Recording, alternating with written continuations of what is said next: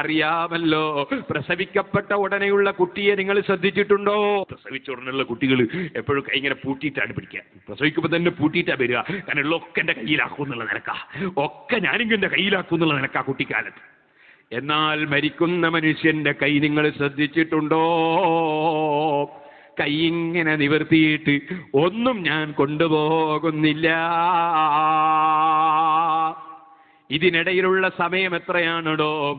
അതേ, ബാങ്ക് കൊടുത്തിട്ട് നിസ്കരിക്കുന്ന ഇഖാമത്ത് കൊടുത്തിട്ട് നിസ്കാരത്തിനിടയിലുള്ള സമയമാണ്. പ്രസവിച്ച ഉടനെ വലത്തെ ചവിട്ടിൽ ബാങ്ക് വിളിച്ചില്ലേ, ഇടത്തെ ചവിട്ടിൽ ഇഖാമത്ത് വിളിച്ചില്ലേ, നിസ്കരിച്ചിട്ടില്ല. ഇനി മയ്യിത്ത് നിസ്കാരമാണ്.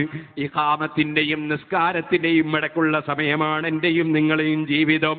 അതുകൊണ്ടാണ് മയ്യിത്ത് നിസ്കാരത്തിന് ബാങ്കും ഇഖാമത്തും ഇല്ല. കാരണം അത് നേരത്തെ കൊടുത്തു പോയിട്ടുണ്ട്. ഈ ഒരു ചെറിയ യാത്രയല്ലേ ഈ ഭൂമിയിലെ ജീവിതം. ആ മയ്യിത്ത് നിസ്കാരം കഴിഞ്ഞ് കൊണ്ടുപോയി വെക്കുന്ന ഖബറില്ലേ,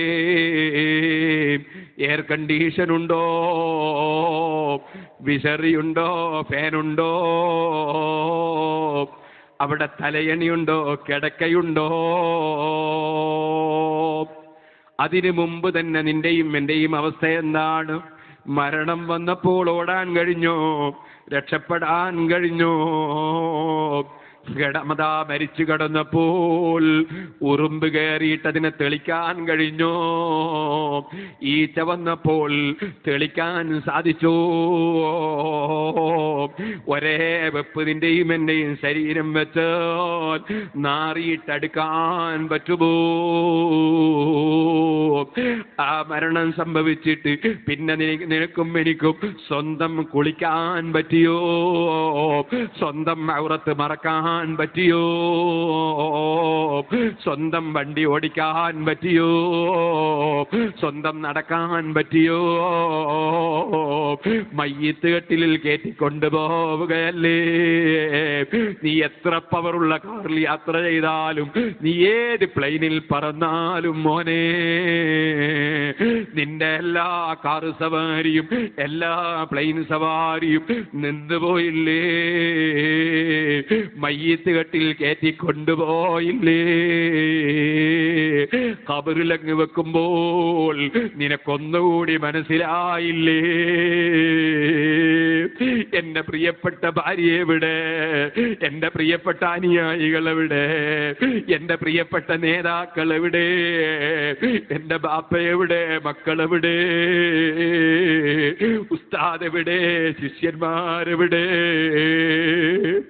ഇറങ്ങുമ്പോൾ ചെരിപ്പെടുത്തുകൊണ്ട് തന്നിരുന്ന ശിഷ്യന്മാരില്ലേ? ഉസ്താദിന്റെ ശരീരത്തിൽ ചളിതെറിച്ചു പോയാൽ വെള്ളവും കൊണ്ടുവന്ന ഉസ്താദേ ശിഷ്യന്മാരില്ലേ?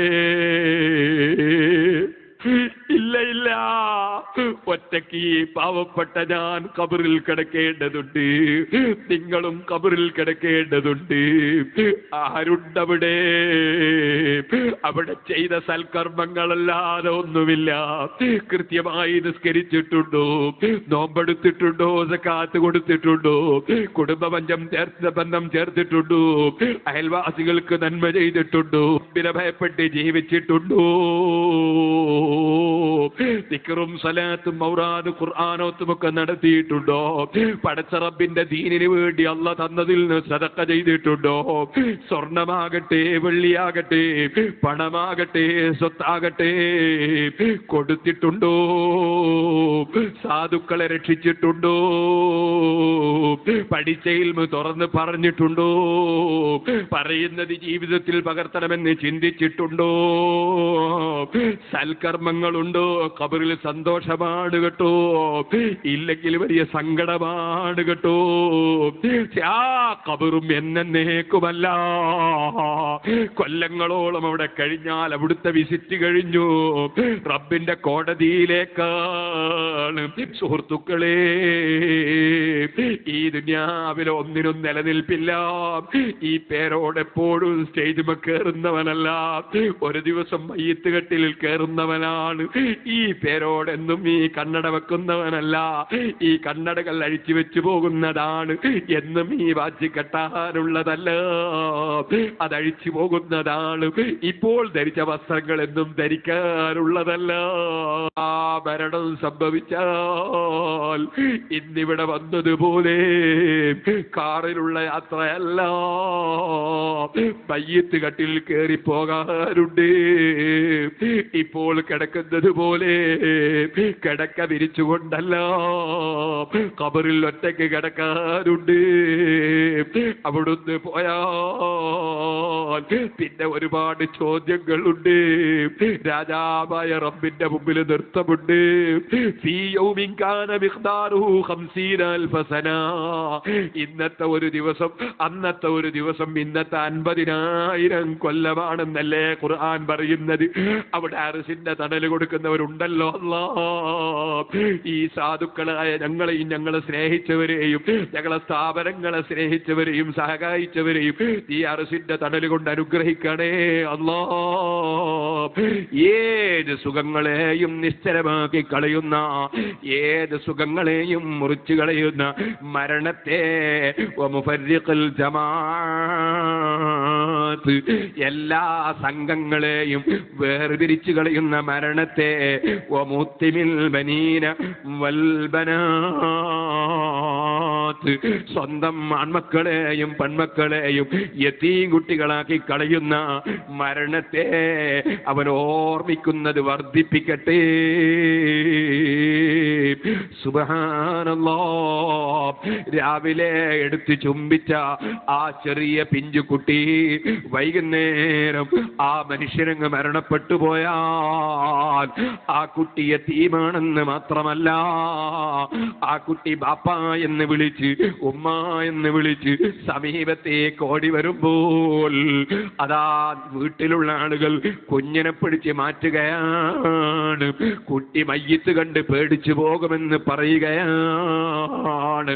രാവിലെ നീ ചുംബിച്ച ഈ ചെറിയ കുട്ടിക്ക് ഇപ്പൊ നിന്റെ അടുക്കലേക്ക് പ്രവേശനം കൊടുക്കാൻ തന്നെ ജനങ്ങൾ ഭയപ്പെടുകയാണ്. ഇനി നിന്നെ കൊണ്ടുപോയി ഖബറിൽ വെച്ചാൽ അവിടെ നീ ഒറ്റക്കാണ്, മരിക്കുമ്പോൾ നീ ഒറ്റക്കാണ്, മരിച്ചു കിടക്കുമ്പോൾ നീ ഒറ്റക്കാണ്. നിന്നെ അതാ കൊണ്ടുപോയി ഖബറിൽ വെച്ചാൽ നീ ഒറ്റക്കാണ്. എഴുന്നേറ്റ് വരുമ്പോൾ നിന്റെ കാര്യത്തിന് നീ ഒറ്റക്കാണ്, നിന്നോട് ചോദ്യം ഒറ്റക്കാണ്. അതേ, നിന്റെ നന്മയും തിന്മയും എഴുതിയ റിക്കാർഡുകൾ സ്വീകരിക്കുമ്പോൾ നീ ഒറ്റക്ക് തന്നെ സ്വീകരിക്കുകയാണ്. നിന്റെ നന്മയും തിന്മയും എഴുതിയത് തൂക്കുമ്പോൾ, നന്മ തിന്മ തൂക്കുമ്പോൾ നിന്റെ തൂക്കത്തിന് നീ തന്നെയാണ് ഉത്തരം പറയേണ്ടത്, നീ തന്നെയാണ് ഏറ്റെടുക്കേണ്ടത്. നരകത്തിന്റെ മേലെയുള്ള പാലം കടക്കുമ്പോൾ നീ ഒറ്റക്ക് തന്നെ കടന്നു പോകേണ്ടതാണ്. നിനക്ക് രംഗങ്ങൾ ഒരുപാട് മുന്നിൽ വരാനുണ്ട്. അതിന്റെ തുടക്കമല്ലേ നിന്റെ മരണമെന്ന് പറയുന്നത്. ആ മരണത്തെ നീ ഓർമ്മിക്കുന്നത് വർദ്ധിപ്പിച്ചാൽ നിന്റെ അഹങ്കാരം നീങ്ങിക്കിട്ടുന്നു, നിന്റെ അസൂയ നീങ്ങിക്കിട്ടുന്നു, നിന്റെ വൈരാഗ്യവും വിദ്വേഷവും നീങ്ങിക്കിട്ടുന്നു. പകവച്ച് നടക്കുന്നതും വർഗീയത കാണിക്കുന്നതും ഭീകരവാദം ഉന്നയിക്കുന്നതും ആലിമീങ്ങളെ ഗ്രൂപ്പ് തിരിച്ച് ചീത്ത പറയുന്നതും സയ്യിദന്മാരെ രാഷ്ട്രീയം നോക്കി നിന്ദിക്കുന്നതും പ്രായമുള്ളവരെ അവഗണിക്കുന്നതും നിസാരപ്പെടുത്തുന്നതും കുട്ടികളോടെ കാരുണ്യം കാണിക്കാതിരിക്കുന്നതും പണത്തിന്റെ കൊഴുപ്പ് കൊണ്ട് അഹങ്കാരം കാണിക്കുന്നതും അധികാരത്തിന്റെ കൊഴുപ്പ് കൊണ്ട് ഹുങ്ക് പറയുന്നതും എല്ലാം ഈ മരണത്തെ ഓർമ്മിപ്പിക്കുന്നത് എത്രത്തോളം വർദ്ധിക്കുന്നുണ്ടോ.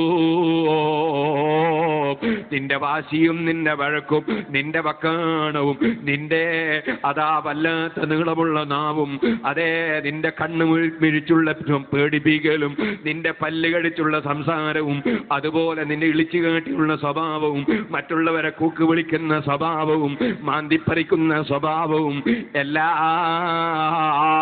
മരണത്തെ ഓർമ്മിക്കാനുണ്ടോ? നിന്റെ മനസ്സ് ശുദ്ധിയാകുന്നു.